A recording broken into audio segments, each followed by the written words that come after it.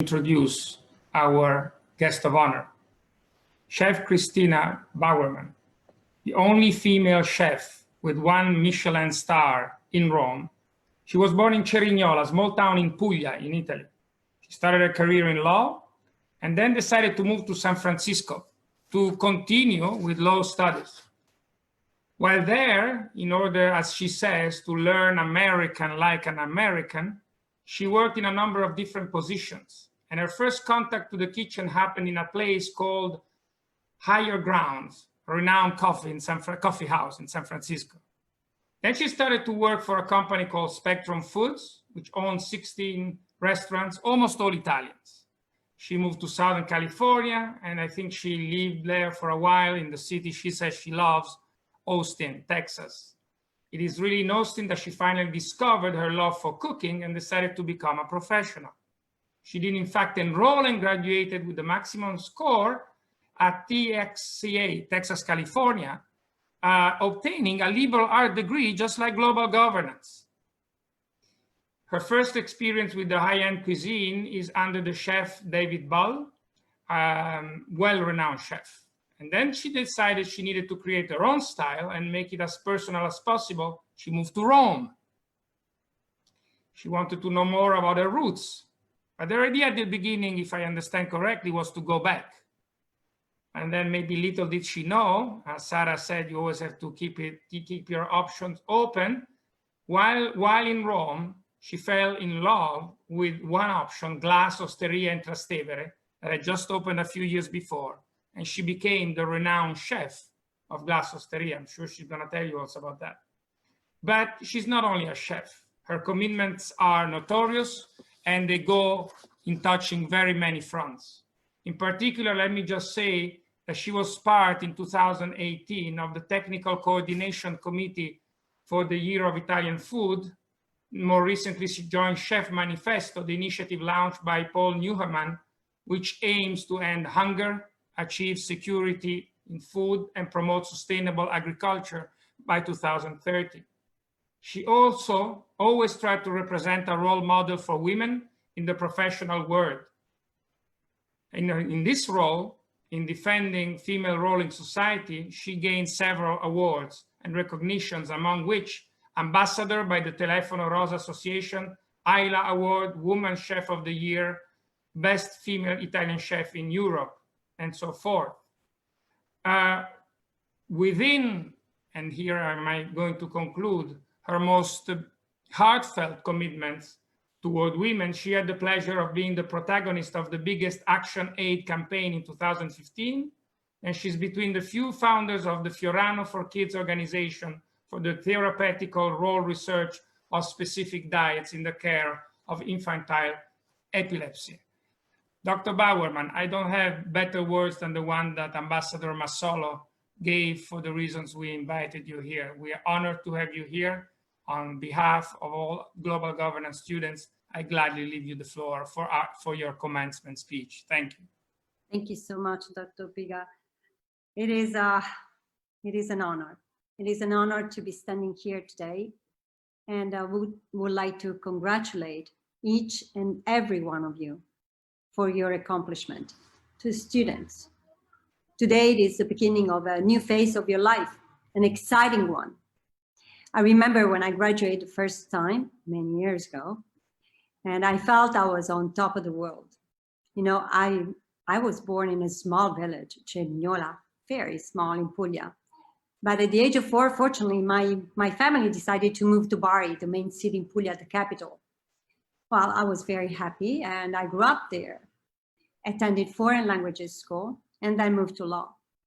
I graduated with laude, as you said, but after that, I pursued an attorney career, but something happened along the way. It was a train. One person might think, a train? Yes, a train. My entire life has been touched by trains. My grandfather was the head of a train station in Cerignola. And when I was a kid, my amazing grandmother used to prepare lunch in a basket. And with my uncle, who was only 4 years older than me, my grandmother had 18 pregnancies, even though unfortunately only 10 survived. Well, we used to bike off the train rail have lunch a few minutes from home. When I was in elementary school, my teacher, I still remember his name, Professor Mazzini, gave us a topic. You're on a train at night, what do you see? Well, I made a scientific research on the composition of the rails and the speed of train. I still remember everybody laughing, including my teacher, because that was supposed to be a creative composition. I realized there that I did not have a creative soul. Well, I felt really out of place. I remember that as if it were yesterday. Today, I love catching a train, sit down and look outside the window. And a train, of course, is a metaphor. It is the opportunities that life throws at you. My city in the south of Italy was not big enough for me. I always knew that. I wanted to see the world. I was dreaming of a bigger world made out of different languages, different culture. I was curious. I've always been curious. My dad used to call me San Tommaso, say, you are like San Tommaso. I always ask questions. And still I'm every day curious to learn about other cultures. How they eat, of course, in particular, but very curious. So that's the thing that I do every day. I don't go to bed unless I learn something. I was really dreaming at the time of being Cristina, not a woman from the South, destined to follow a path established by others before me. And I wanted more and more. So when the opportunity came along, I caught the train that led me to live for a long time in the United States. I lived in California, North and South, and then Texas, Austin precisely, which is the town that I love the most. And while I was there, the most amazing thing happened. I was on my own. I was not a woman from the South anymore. I was my own person. I formed myself as a person and a professional with a contamination of two cultures, Italian and American. Living in the States as an American, for instance, absorbing their mentality gave me the necessary strength to believe that you can be who you really want to be. While working for a company that owned 16 high-end restaurants, a train came by. I had found out all of a sudden that I did have a creative soul. I never thought that. I never could imagine that that could happen. I would study work every day and would hang out at night with the design department. What exciting to find out, really, I was not a dork. I went to my boss and I asked if I could work in the design department on my extra time and keep on doing my job as a manufacturing manager and main liaison among the GMs of the restaurants, the graphic and marketing department. During that period, I learned everything that happened on this side of the kitchen door. I never went into the kitchen. I just learned about everything on this side. And that was very helpful, I found out later. I worked almost 10 years as a graphic designer, but my love for cooking since I was a kid just took over.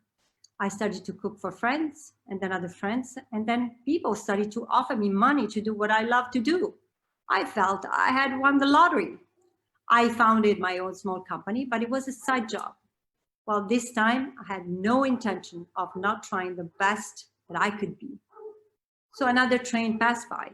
The Texas Culinary Academy with the Cordon Bleu program was just about to open in my beloved Austin, where I had lived for a long time. And after 9/11, the company that I was working for was just about to lay off hundreds of people. So I went to my boss and I made sure that I was among the people that were going to be laid off because my mind was made up. For many months, I worked 3 jobs to put money aside and go back to school. I graduated as one of the first in my class and then went to learn from the best in my mind at the time in Austin, Texas, a chef who had never accepted women in his kitchen. It was notorious that David Bull never accepted women, didn't want women in the kitchen. Well, I found a way around it and succeeded to get in there for 3 days only. At the end of the 3 days, he called me on the side and asked me if I was absolutely sure that that's what I wanted to pursue.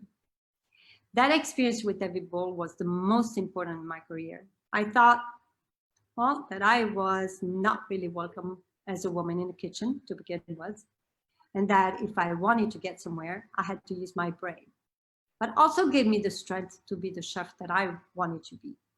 I cannot even describe it to you the level of happiness that I had reached. the more I would pursue my career as a chef, the happier I was. I came across a very interesting study, recent study that measured the happiness from a scientific point of view.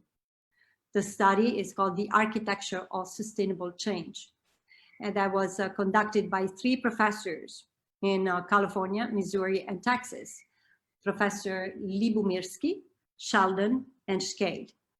Well, the study states that happiness depends on 3 factors. 2 of them are out of our hands. 50% is the way we were born, our personality, you know.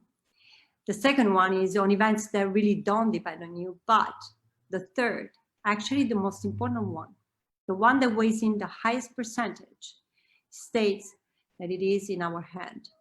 Empirically, that is exactly what I always thought and what I always did. I did not know that, but that's exactly the way that I behaved all my life. I experienced the experience. I came across finally that something really made me happy. My food is my joy and is the expression of who I am. I think that food is the most powerful ingredient that ties everyone around the world.